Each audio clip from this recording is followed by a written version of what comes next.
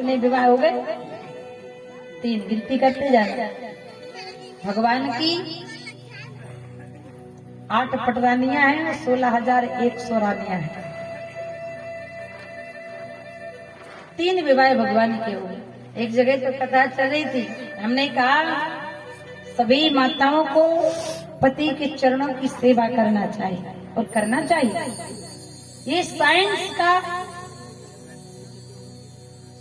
Effect है, science का खुद प्रभाव बता रहा है। आपने देखा होगा पत्नी को पति के हमेशा पैर दबाने चाहिए, चरण दबाना चाहिए। क्यों?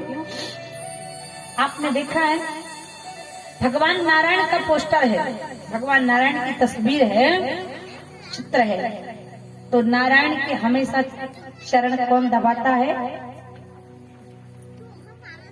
उनकी पत्नी लक्ष्मी चरण दबाती है ना, हमेशा चरणों के नीचे बैठी रहती है।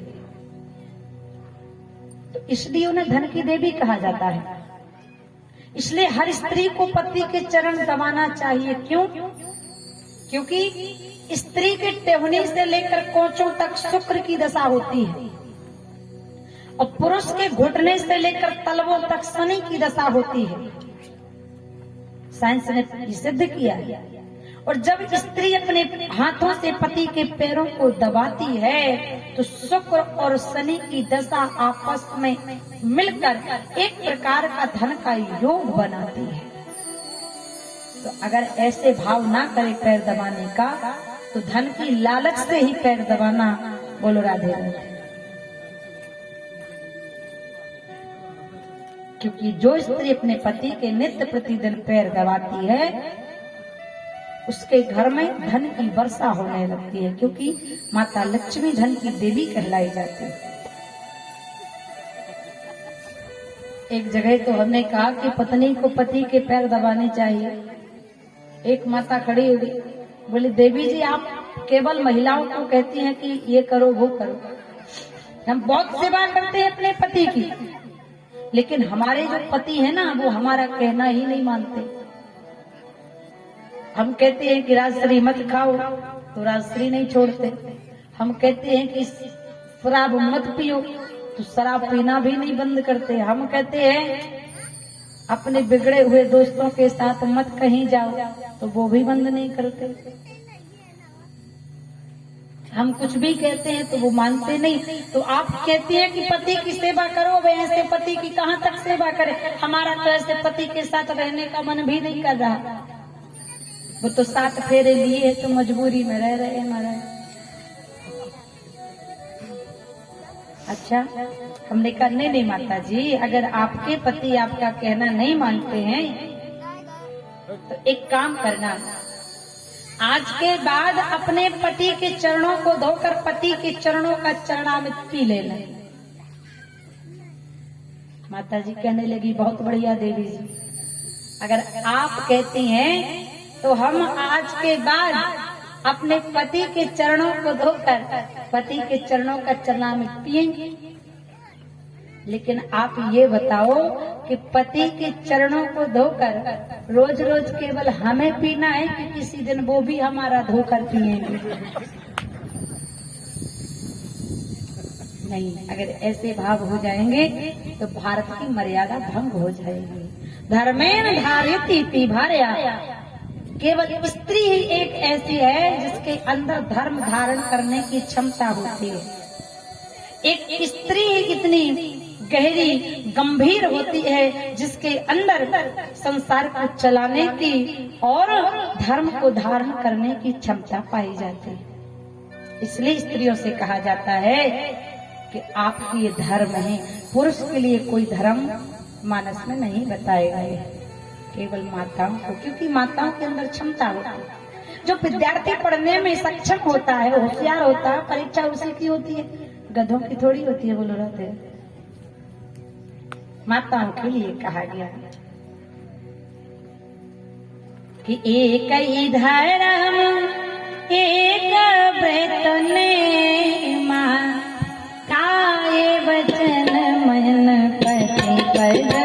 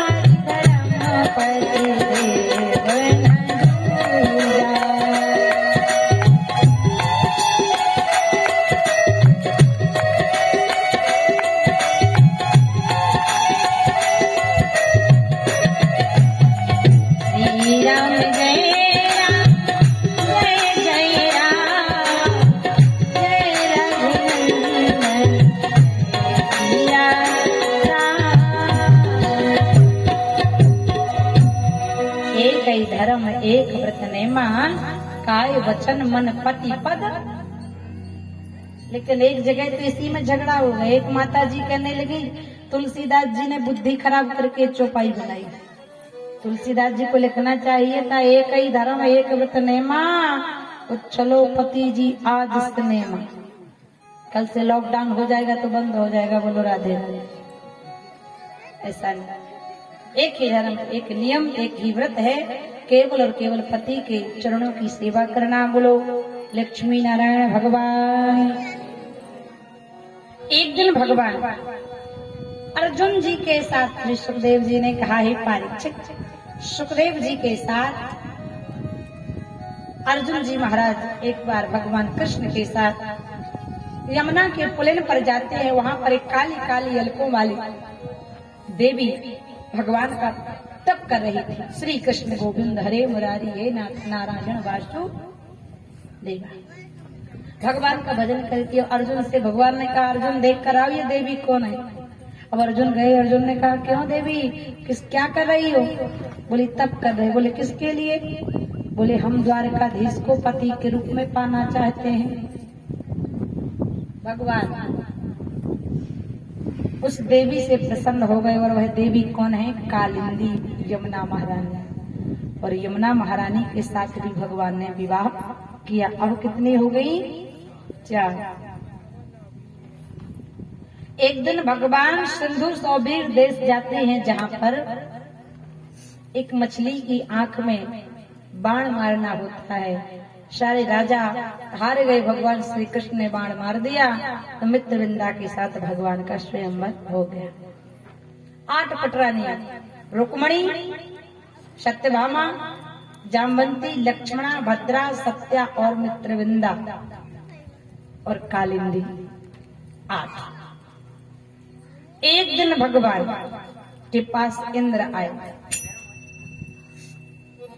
जब इंद्र आते हैं, इंद्र ने कहा, हे द्वारकाधीश, वरुण का छत्र छीन लिया है भौमासुर नाम के दैत्य ने। माता अदिति के कुंडल छीन लिए भौमासुर नाम के दैत्य ने। हे प्रभु, उससे हमारी रक्षा करो, उससे हमारे प्राणों को बचाओ। तब भगवान सत्यभामा जी को लेकर गए और उस भौमासुर के गर्भगृह में गए, जहाँ पर भौमासुर 16,100 रानियों को कैद करके रखा था। उसने संकल्प किया कि जब 16,101 हो जाएंगी तब मैं इनके साथ विवाह करूंगा। 16,100 रानियों को बंदी बनाकर रखे।